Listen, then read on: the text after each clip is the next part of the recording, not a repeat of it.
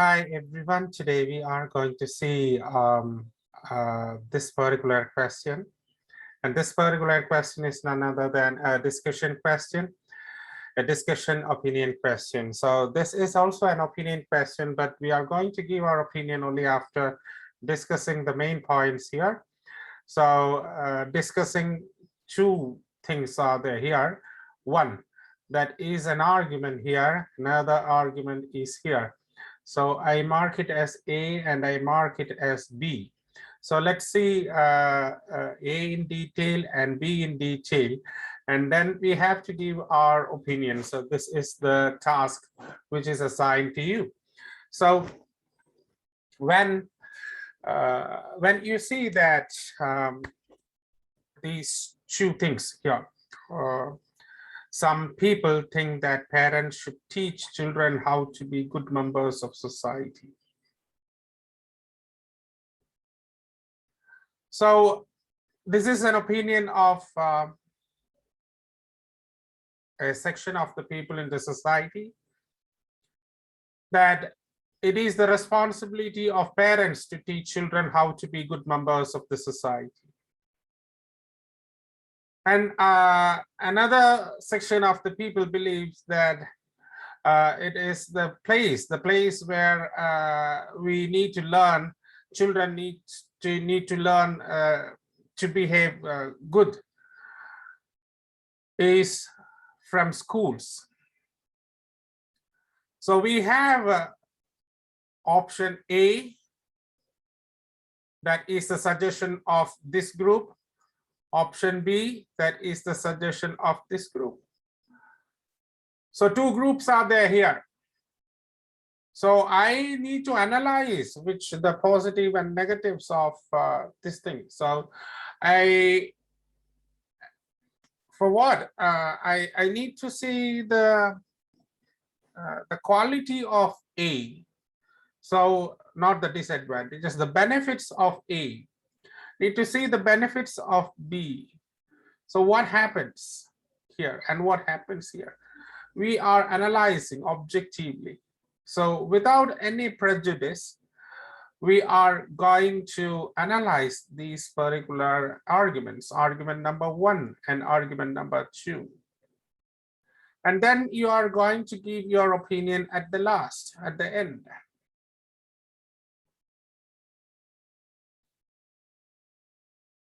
Now, the format is that we need to extract a topic from this particular argument. So first we need to find out what exactly is the topic hidden here. What exactly is the topic there in these two sentences? Why they are arguing? So what is the reason for the argument? On which area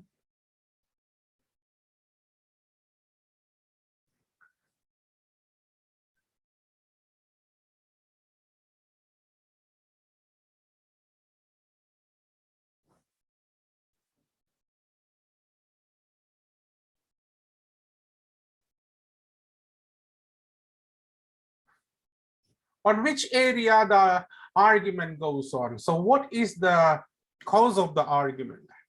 So the argument is based on who should teach children how to be good members of the society. Is it parents or the members in the school or the situation in the school? So this is what the thing is. Now, I extracted the topic and I have to present that topic in the first sentence of the introduction. So present the topic. It has been a debate. So we are going to go ahead with a controversy, a dispute. A dispute, here we have a dispute. What is the dispute? On which topic the dispute is? Who is primarily responsible for teaching children to behave as good members in the society? So this is the debate. This is the cause. This is the debate. Who is primarily responsible for teaching children to behave as good members in the society? So while some believe it is parents' obligation, others think that it is to be taught at school. So I have to write it is.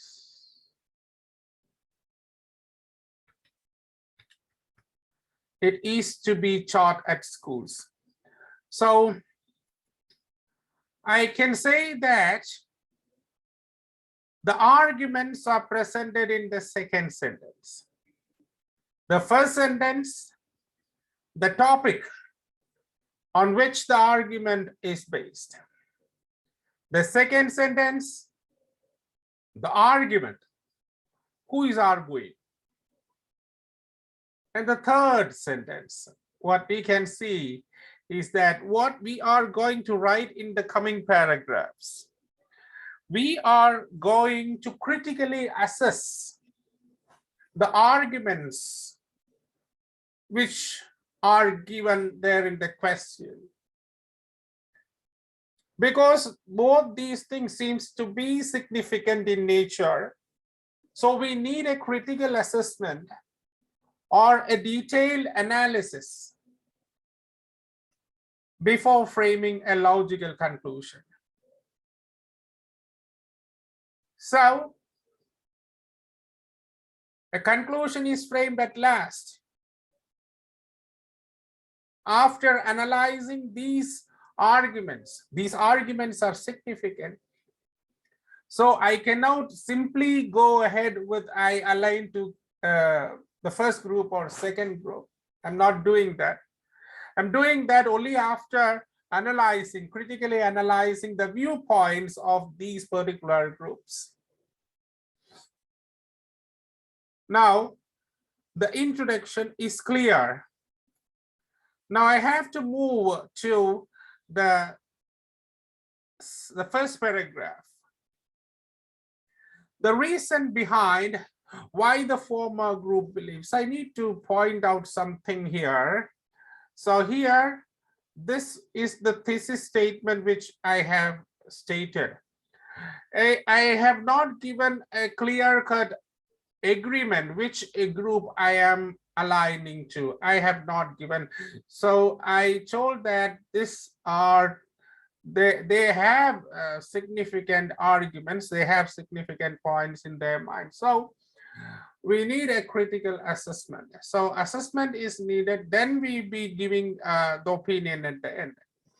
So this is one way. Another way is that you can also give your opinion here, hint your opinion, don't give a clear-cut opinion.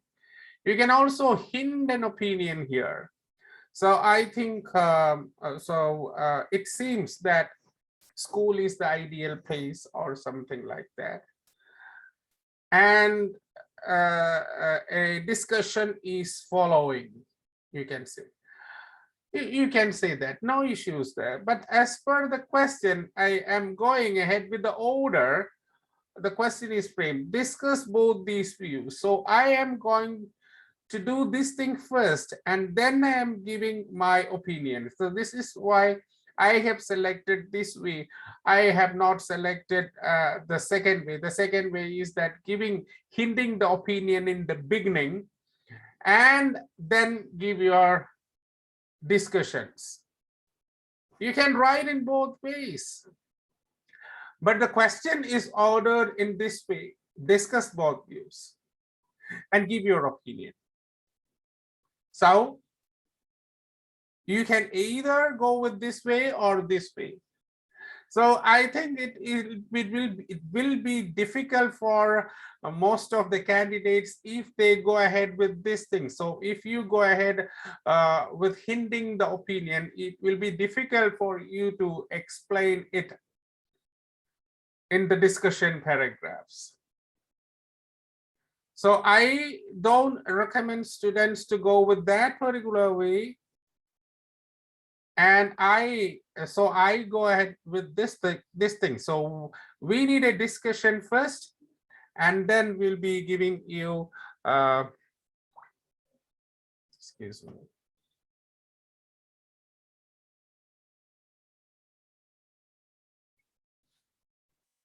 And now let's go with the first particular paragraph. The reason behind why the former group believes. So we have got the hint that we are talking about the former group. Nevertheless, the second group thinks we have got the idea that this is about the second particular group. So if you are aligning to a particular view, if you are going ahead with A or B, then there will be a format. So if you are going ahead with B, then B should be presented in the second paragraph. If you are aligning with A, if you are agreeing to argument A, then you be presenting A in the second paragraph. So whichever argument you agree to, that should come second. Here in this particular question, I don't have such a thing. So I told that both these things are needed. So I can write in either way. I can write B first, then A second. I can write A first or B second. No issues there. So if you have a particular opinion, if you are going with this thing, so this is your viewpoint, you will be presenting the first particular argument in the first paragraph and presenting the second thing, that this thing here, this thing is to be presented here, and this should weigh slightly a bit more than this thing. So the weightage should be given more here, slightly, so that when I complete reading the second paragraph, I should understand that I align to this particular, this is my viewpoint, I should understand. So you have to present almost 50-50 weightage. So at last, when you present this particular paragraph, you have to give a slight more weightage to this particular paragraph to understand that this is your viewpoint. Now let's see the reason behind why former group believes so is that children are exposed to their parents from birth, and the very basic behavior is formed at home under parental guidance or supervision.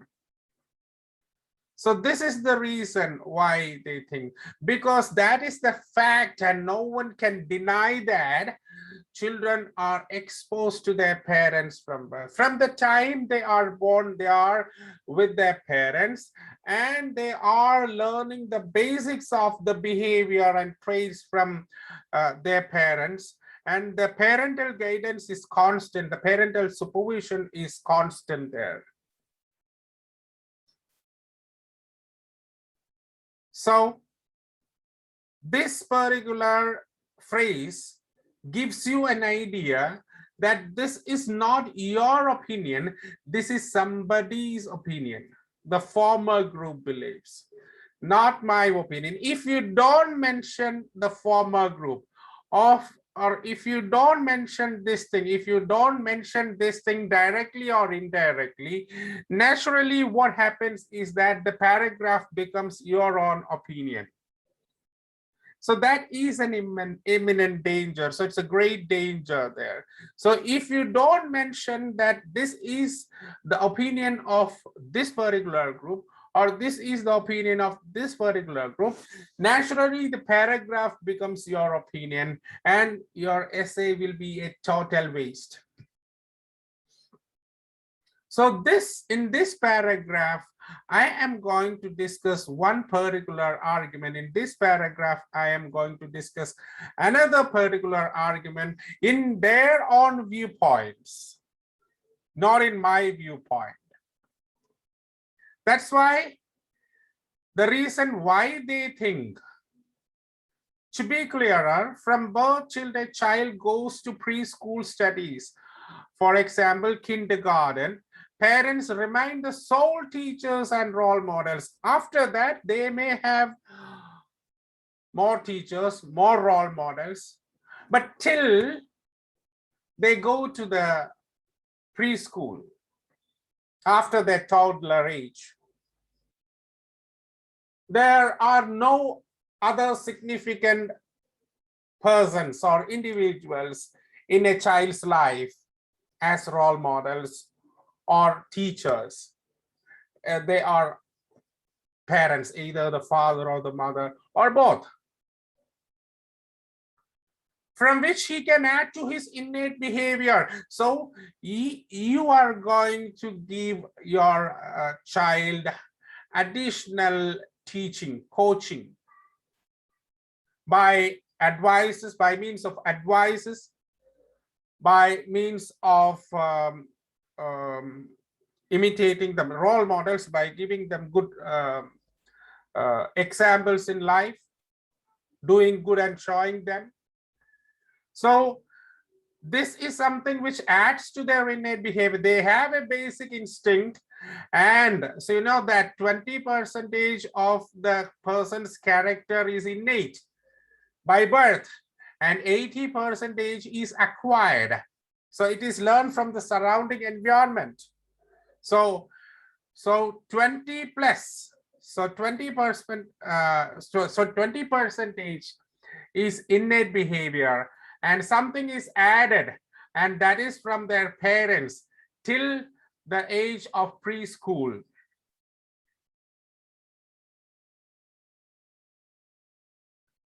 They will be the sole teachers.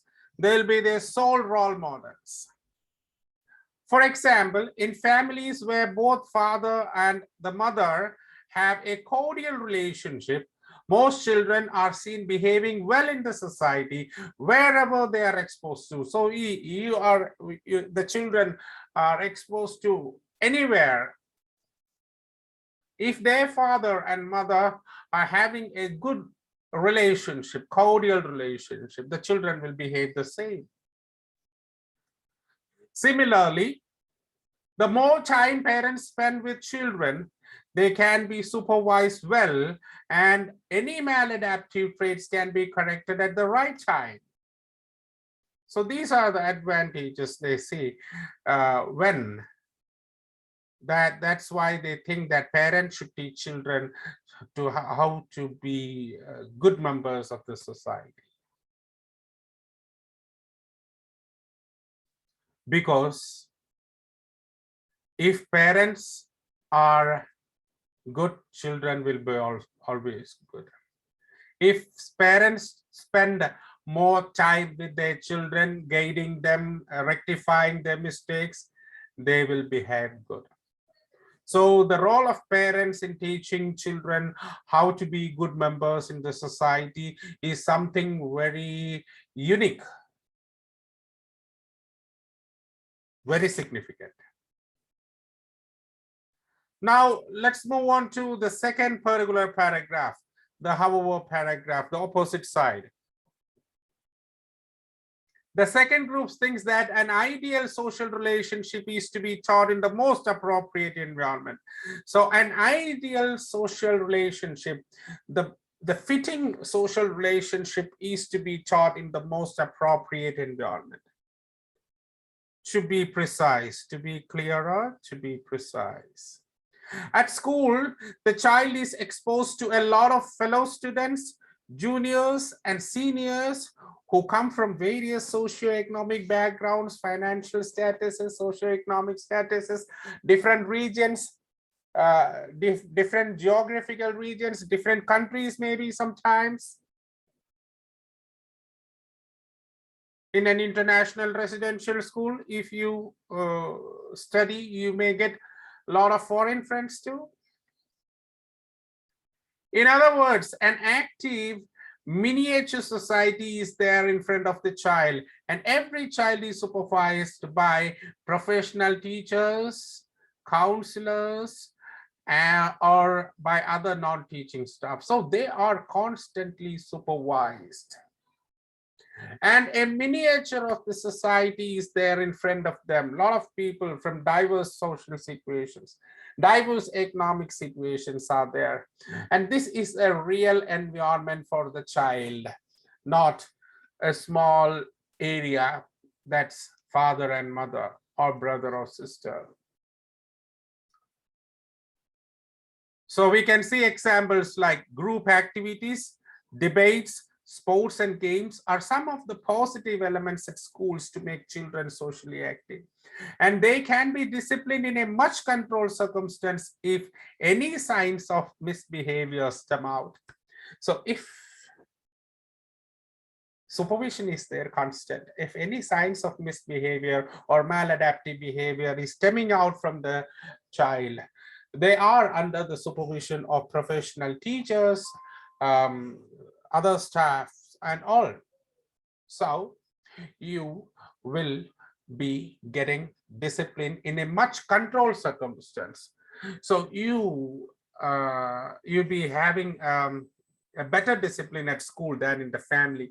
You may take advantage of your parents, your siblings when they try to advise you and they try to guide you, but at schools you have a much controlled situation. You may have a lot of people around, so you may have some limitations in behaving.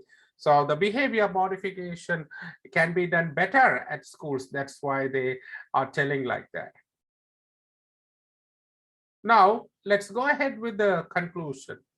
After analyzing both views in detail, both these views are analyzed in detail, I feel both parents and teachers have their own distinct roles in molding them good citizens in the society as they function in different environments. So now let's have a small correction. After analyzing both views in detail, I feel both parents and teachers have their own distinct roles in molding children